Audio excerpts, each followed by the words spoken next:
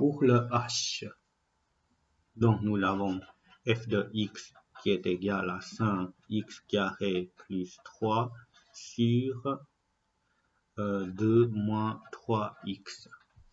Voilà. Donc pour cette fonction-là, on va toujours commencer par asymptote verticale.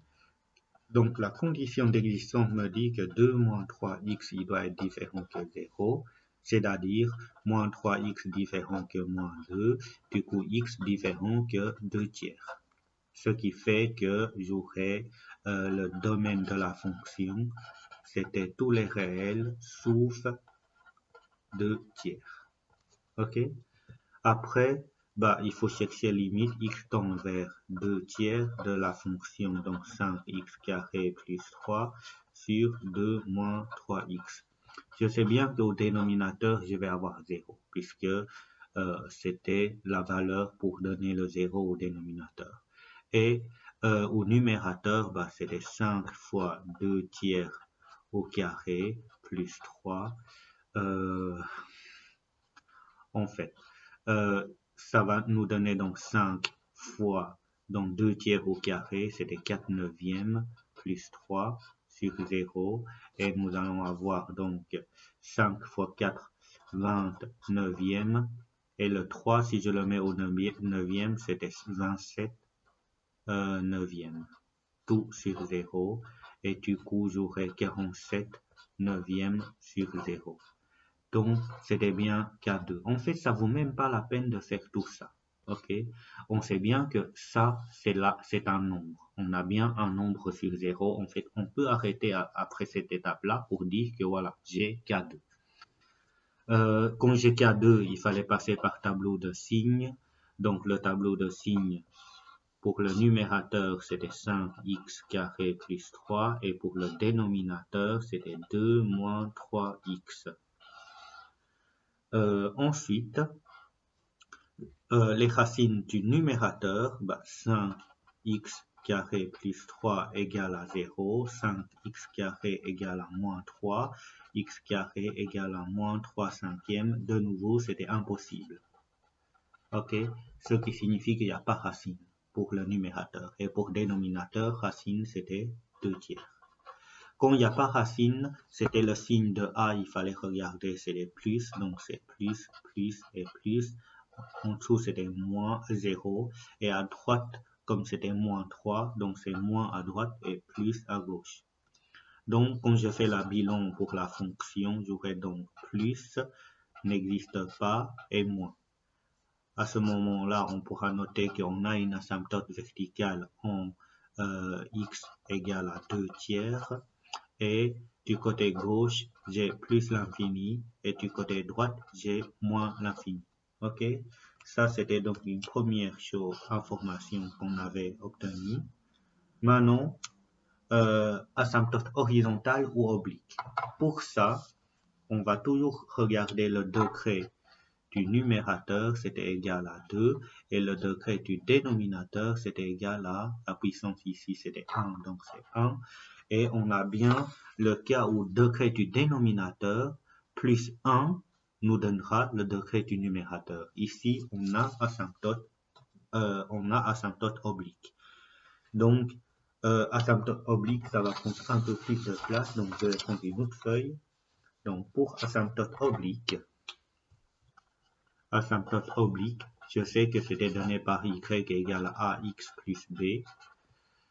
Ici, normalement, on a deux méthodes qu'on pourra appliquer, soit les deux formules, formule de Cauchy, en fait, on l'appelle soit division euclidienne. Mais ici, si je voulais appliquer division euclidienne, j'ai des coefficients 3 et des 5 de 3x. Je vais montrer le début, mais je ne vais pas continuer. Si je fais division euclidienne, j'aurai moins 3x plus 2. En fait, j'ai des 3 et des 5. C'est trop compliqué à chercher. Je vais avoir des fractions. Du coup, je vous conseille de faire, quand il y a des coefficients devant, je vous conseille de faire par les formules. Donc, la formule me dit que A, c'était égal à la limite x tend vers plus ou moins l'infini de f de x fois 1 sur x. Ok? Donc, limite x tend vers plus ou moins l'infini. f de x, c'était donc 5x carré plus 3 sur 2 moins 3x. Donc, ah oui, j'ai oublié, fois 1 sur x. Ok, fois 1 sur x. Et ça, c'était égal à la limite x tend vers plus ou moins l'infini. Donc, 1 fois le numérateur ne va pas changer. Par contre, au dénominateur, je vais avoir 2x, puisque c'est 2 fois x, donc 2x, moins 3 fois x, donc moins 3x carré. Ok? Et là, g carré, c'est le terme la plus grande puissance qu'on doit prendre. Donc, j'aurai 5x carré au-dessus et moins 3x carré en dessous. Ce qui fait qu'après simplification, j'ai moins 5 tiers. Et ça, c'était la valeur de A. Ok? Une fois j'ai le A, je peux chercher B. Il faut pas mettre le parenthèse. B, c'était égal à la limite x tend vers plus ou moins l'infini de f de x moins A fois x. Donc, je vais remplacer par des valeurs. Limite x tend vers plus ou moins l'infini. F de x, c'était donc 5x carré plus 3 sur 2 moins 3x.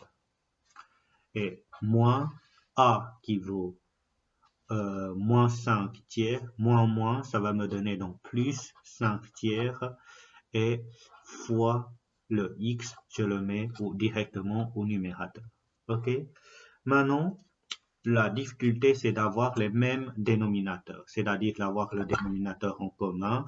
Du coup, ce que je dois faire, je vais multiplier la première fraction par le dénominateur du deuxième fraction, fois 3, et je vais aussi multiplier la deuxième fraction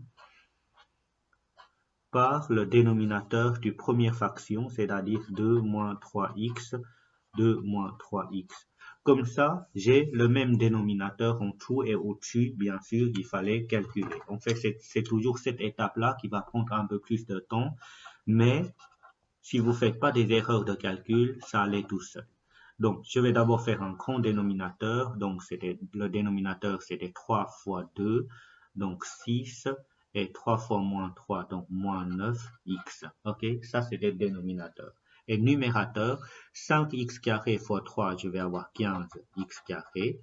Et puis 3 fois 3, 9, plus 9. Plus 5x fois 2, donc 10x, plus, 5x fois moins 3x, j'aurai moins 15x carré. Ok? De cette manière-là, je constate que j'ai moins 15x carré et 15x carré que je peux simplifier, ce qui fait qu'il ne restera plus que limite x tend vers plus ou moins l'infini de 9 plus 10x sur 6 moins 9x. Ok? Et là, il fallait prendre le terme la plus grande puissance au-dessus et en dessous. C'était donc 10x sur moins 9x. Après simplification, j'aurai moins 10 neuvième comme réponse. Et ça, c'était donc B. Ce qui signifie qu'on a une asymptote oblique en y égale à je dois donner des y égale à a fois x, donc a vaut moins 5 tiers fois x plus b, mais b vaut moins 10 neuvième. Ok, nous allons maintenant encore vérifier avec le graphique, et ça va encore prendre un tout petit peu de temps puisque l'asymptote oblique, en fait cet énoncé-là est très complexe. Pourquoi? Puisqu'on a des coefficients qui sont difficiles à traiter. Comme vous le voyez, donc les coefficients qui sont un peu difficiles à traiter devant les termes la plus grande puissance, c'est toujours ça qui complique la situation. Voilà le graphique. On a pour cette fonction-là, pour cette fonction-là, une asymptote verticale en x égale à 2 tiers. 2 tiers, ça sera 0,66. Du coup, on a bien une asymptote verticale ici. Ok, comme vous le voyez ici dans le dessin. Maintenant, comment on pourra vérifier l'asymptote oblique qu'on avait calculé ici? Pour l'asymptote oblique, on fait c'est une droite. Et pour tracer une droite, on a besoin de 2 points. Et comment chercher ces 2 points? On peut simplement remplacer x par des valeurs et on pourra trouver des valeurs de y. Par exemple, pour x égale à 0, on a y égale à, quand je remplace x par 0, j'aurai y égale à moins 9 dixièmes. Moins 10 neuvième, pardon. Et pour x égale à, comme c'est 3, je vais peut-être multiplier par 3, j'aurai moins 5, moins 9, moins 5. Je vais faire, donc je vais faire, donc moins 5 divisé par 3 fois x égale à 3, donc fois 3, oui, je mets comme ça, fois 3, moins 10 divisé par 9.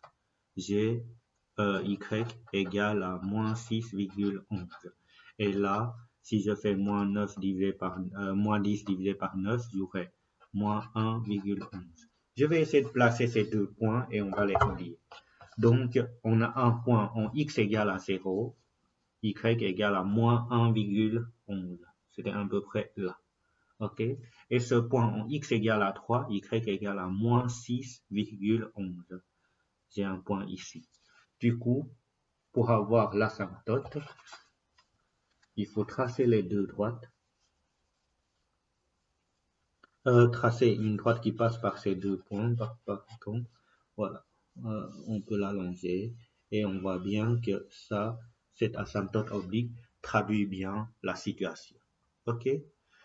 Voilà. Ça, c'était pour le E. Pardon, pas pour le E, pour l'exercice ici.